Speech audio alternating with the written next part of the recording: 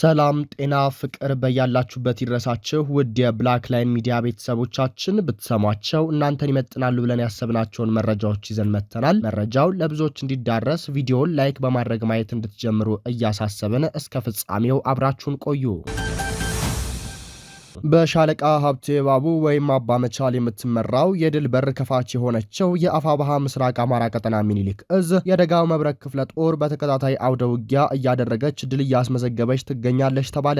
በትላንትናው ዕለት ማለትም ጥቅምት 13 ቀን 2018 ዓ.ም በጋዞ ወረዳ እስታይሽ ከተማ ላይ ባደረገችው አውደ ውጊያ በርካታ የመከላከያ ሰራዊት መደምሰስ ሲቻል፣ በዚሁ ፋኖች ከጠላት ነጻ ባወጡት ቦታ ቤት ለቤት በተደረገ ፍተሻ ሁለት የመከላከያ ሰራዊቶች ልብሳቸውን ቀይረው ተገኝተዋል። 8 ክላሽ በምርኮ ሲገኝ ከ300 በላይ ተተኳሽ መማረክ ተችሏል ነው የተባለው። ከፋኖቹ የደረሰበት መራር በትል ቁስለኞቹን ወደ እስታይሽ ከተማ ጤና ጣቢያ ያስገባ ቢሆንም የእስታይሽ ጤና ጣቢያ ቁስለኞቹን ለማስተናገድ ከአቅም በላይ ስለሆነበት ወደ ወልዲያ ሆስፒታል እያጓጓዘ ይገኛል ብሏል የደጋው መብረቅ ክፍለ ጦር ቃል አቀባይ የዶክተር መላኩ። ይህ በእንዲህ እንዳለ በውርጌሳ የተማረኩ የደቡብ እዝ 35ኛ ዋሊያ ክፍለ ጦር አባላት በልጅ ኢያሱ ኮር በተደረገላቸው እንክብካቤና የፖለቲካ ግንባታ በመደሰትና በቁጭት ለአማራነታችን እንታገላለን በማለት ትግሉን መቀላቀላቸውን ተነግሯል። የአማራ ፋኖ ብሔራዊ ኃይል ምስራቅ አማራ ቀጠና ሚኒሊክ እዝ ልጅ ኢያሱ ኮር ጥቅምት 8 ቀን 2018 ዓ.ም በሰሜን ወሎ ዞን በሀብሩ ወረዳ በውርጌሳ ከተማ በተካሄደ ውጊያ ለተማረኩ የ35ኛ ዋሊያ ክፍለ ጦር አባላት ላይ ትላንት ማለትም በቀን 13 ሁለተኛ ወር 2018 ዓ.ም የአማራ ህዝብ የትግል መነሻና አሁን የደረሰበት አጠቃላይ ቁመና በኮምፒውተር በተደገፈና በተንቀሳቃሽ ምስል የታገዘ በአማራ ህዝብ ላይ የደረሰውን አሰቃቂ መዋቅራዊ የዘር ማጽዳት ለማሳየት ሙከራ ተደርጓል። በመሆኑም የመከላከያ ሰራዊቱ አባላት የከረሙት በቄለም ወለጋ አካባቢ በመሆናቸው በአማራው ላይ ሊሰራ የነበረውን ደባ በአይን እናየው ስለነበር እኛም መውጫ አተን እንጂ የመከላከያው ተቋሙ ራሱ አማራ ጠል መሆኑን በተደጋጋሚ ጊዜ በትላንሽ ጥፋት በግፍ የተረሸኑ ጓዶቻችን የተማርንበት ቢሆንም ጥለን ለመውጣት መውጫ ቀዳዳ ስንናፍቅ እንደነበረና ፈጣሪ ፈቅዶ ዛሬ ከናንተ ጋር አገናኝቶናል ሲሉ በደስታ ተናግረዋል ተብሏል። በመጨረሻም በመላው አማራ እየተደረገ ባለው ሰፊ አውደ ውጊያ ምክንያት ወደ ቤተሰብ የሚያስኬደን ምንም ምቹ ሁኔታ ስለሌለ የልጅ ኢያሱ ኮር አባል በመሆን ከወንድሞቻችን ጋር ለአማራነታችን እስከ መጨረሻው እንታገላለን በማለት ሰራዊቱን ተቀላቅለዋል። አዲስ አበባ ላይ ከአማራ ክልል የሚገቡ ምርቶችን አረቄና መሰል ነገሮችን መሸጥ ተከልክሎ ከቤትና ከመጋዘን እንዲሁም ከሽያጭ ቦታዎች አውጥተው እንዲደፉት እየተደረጉ ነው ተባለ። እንደ ማሳያ በአዲስ አበባ አረቄ መሸጥ መከልከሉን በሰማን ማግስት የድሆች ጀሪካን ወጥቶ የዲሽ ቦይ ሲሳይ ሲሆን ተመልክተናል። ሌሎች የውጭ መጠጦች ሳይከለከሉ አረቄን ብቻ መከልከል ግን አድሏዊነት ነው እየተባለ ነው። ሀብታሙ ከፍሎ ደብልና ሲንግል እያማረጠ እስከ 100 ሺህ ብር ውስኪ በሚጨልጥበት ከተማ በመቶ ሺዎች የሚቆጠር ገንዘብ አውጥቶ ጥንበዝ ብሎ ሰክሮ ቤቱ ጠፍቶት መንገድ ላይ አድሮ በሚገኝበት ሀገር ግሮሰሪውን ገለባብጦ ወገኑን ረግጦ መኪናውን ከህንፃ አጋጅቶ መስኪን ወገኑን ገሽቶ ዝግዛግ እየመታ በሚገባበት መሃል አዲስ አበባ የድሆች አረቄ ወጥቶ መደፋቱ ፍትሃዊነት የጎደለው ነው። አንድ ግለሰብ አንድ ካሳ ቢራ ብቻውን ፉት ብሎ በሚገባበት ሀገር አረቄን ብቻ ለይቶ ማገድ የተረከቡትን ወረት እንኳን ሽጣው እስከሚጨርሱ ሳይጠብቁ እንዲህ አውጥቶ መድፋት አማራ ላይ እየተሰራ ያለ ግፍ ነው። የአረቄ መለኪያ ለቅልቃው ልጅ የሚያሳድጉ ወገኖችን በመላው ኢትዮጵያ አሉ።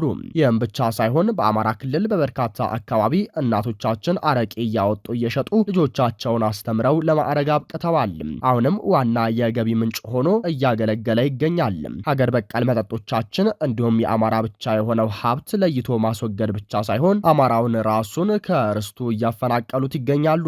በቀጣይ በየቤቱ ጠላ እንዳይጠመቅ ጠጅ እንዳይጣል ሊደረግም ይችላል። በአሁኑ ሰዓት ሱቆች እየታሸጉ ነው። አረቄ ጠላ ጠምቀው የሚሸጡ እናቶች ሰሞኑን ከፖሊስ ጋር ተፋጠው መዋላቸውንና መሰንበታቸው ነው የተሰማው። ምን ሰርተን እንብላ ለሚለው የእናቶች ጥያቄ የፖሊሶቹ መልስ እኛ ምን እናውቃለን፣ እኛ ከላይ ታዘን ነው ብለዋል ነው የተባለው። በተለይ መርካቶ አካባቢ የንግድ ሁኔታውን በሙሉ መቀዛቀዙ ነው የሚነገረው። እናም አረቄም ቢሆን ሽጬ ልጄን አሳድጋለሁ ማለት ከእንግዲህ አስጊ የሆነ ነው። ጠላቶቻችን በላያችን ላይ ይህን አሰቃቂ ግፍ መፈጸም የቻሉት የእነርሱን የበቀል ክንድ መመከት የሚችል አቅማተን ሳይሆን ለጠላቶቻችን ገብረው ጭፍጨፋውን የሚፈጽሙትና የሚያስፈጽሙት አጋሮቻቸው ከውስጣችን የበቀሉ ጠማማ እጀታዎች መሳሪያ ስለሆኗቸው ነው ተባለ።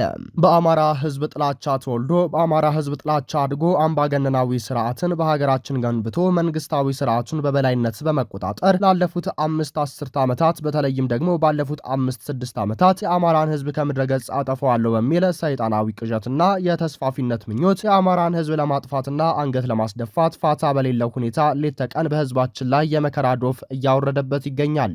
ህዝባችን ተወልዶ ካደገበት፣ እትብቱ ከተቀበረበት፣ አፈር ፈሽቶ ውሃ ተራሽቶ ካደገበት፣ ሰርቶ ሀብት ካፈራበት፣ ተሞሽሮ ካገባበት፣ ወልዶ ከሳመበት፣ ቋሚና ጊዜያዊ ጥሪት ካቆመበት ቀየው ትውስታና ትስስር እንዳይኖረው በማንነቱ በሃይማኖቱና በፖለቲካዊ አመለካከቱ በግፍ ይገሉታል፣ ያፈናቅሉታል፣ ሀብትና ንብረቱን ይዘርፉታል።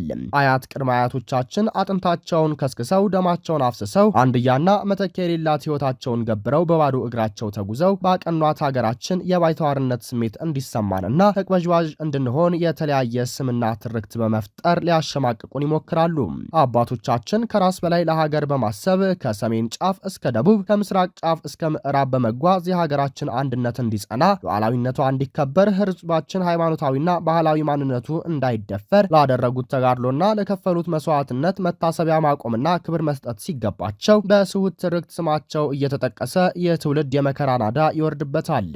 በህዝባችን ላይ እየተፈጸመ ያለውን ስርዓታዊና መዋቅራዊ የጅምላ ጭፍጨፋ፣ በገፍ ማፈናቀል፣ ሀብትና ንብረትን መውረስ፣ በገፍ አስሮ ማሰቃየት፣ መከራና ስቃይ እንዲቆም ይህንን ሰው በላ ስርዓት ለአንዴና ለመጨረሻ ጊዜ ከስሩ ነቅሎ ለመጣል አዲሱ ትውልድ ተጠራርቶ ዱር ቤቴ ጫካው ዋሴ ብሎ ነፍጡን አንስቶ የጨቋኞችን መዋቅር እያፈራረሰ ተላላኪዎችን በሚገባቸው ቋንቋ በማናገርና አደብ በማስገዛት ፍትሐዊና ሚዛናዊ ስርዓት ሀገራችን ለመገንባት በቂ ዝግጅት እያደረገ ይገኛል።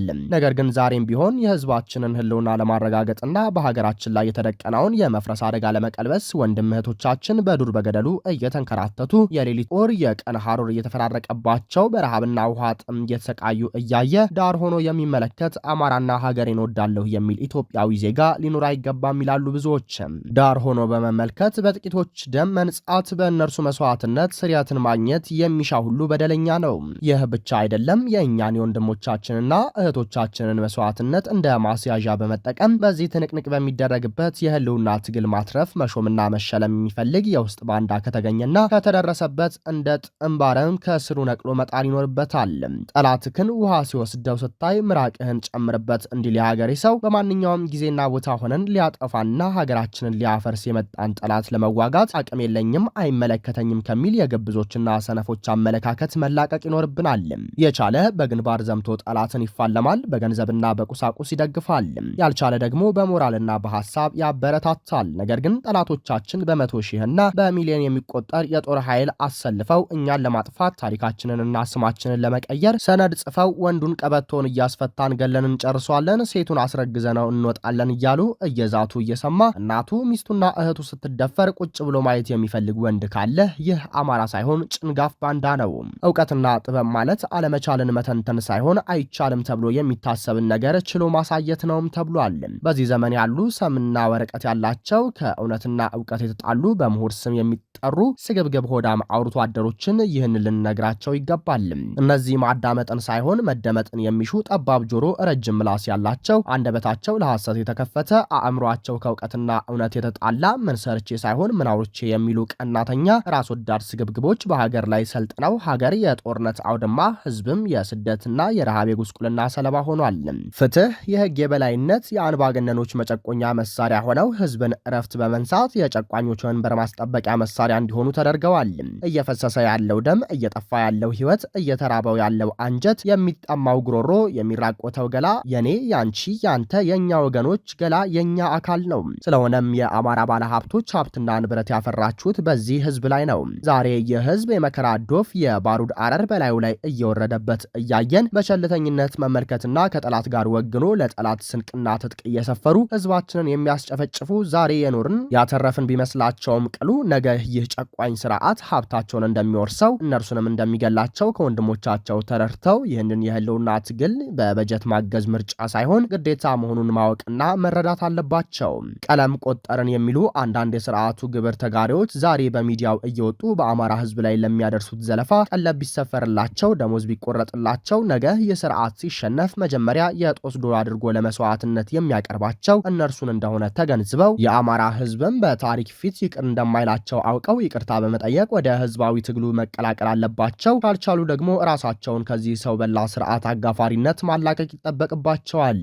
በሁሉም ዘርፍ ያለን ትግሉን የምንመራ በትግሉ የምንሳተፍ ማንኛውም አማራ አንድያና መተኪያ የሌላትን ህይወታችንን ለአማራ ህዝብ ለመገበር ጫካ ወጥተን በዱር በገደሉ እየተንከራተትን ለጊዜያዊ ጥቅም ዝናና ክብር ከመሯሯጥ በመቆጠብ ለቆምንለት ዓላማ መሳካት በመደማመጥ በመከባበር መተባበር መተንፈስ የአዛዥ ታዛዥ ወታደራዊ ስርዓትን በመጠበቅ ከግብዝነትና ስግብግብነት በመውጣት ስርዓት የወለደውን የአማራ ህዝብ መከራ እንዲወገድ እየተገበረ ያለው የመስዋዕትነት ጥረት ፍሬ እንዲያፈራ የቆምንለት ዓላማ ትልቅ የምንከፍለው መስዋዕትነት ወደር የለሽ ስለሆነ በጥቃቅን ክፍተቶች ጊዜን እንዳናባክን በመጣር ለቆምንለት ትልቅ ዓላማ በድል መቋጨት አዎንታዊ አስተዋጽኦ የማበርከት ግዴታ ይኖርብናል።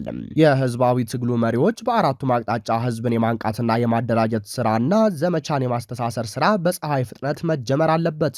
ይህን አውዳሚና ጨፍጫፊ ስርዓት ለመገርሰስና የተበተበውን የጭቆና ሰንሰለት ቆራርጦ ለመጣል ፍቱን መድኃኒቱ ቆርጦ መታገል ነው ሲሉ አሰላሳዮች ተናግረዋል።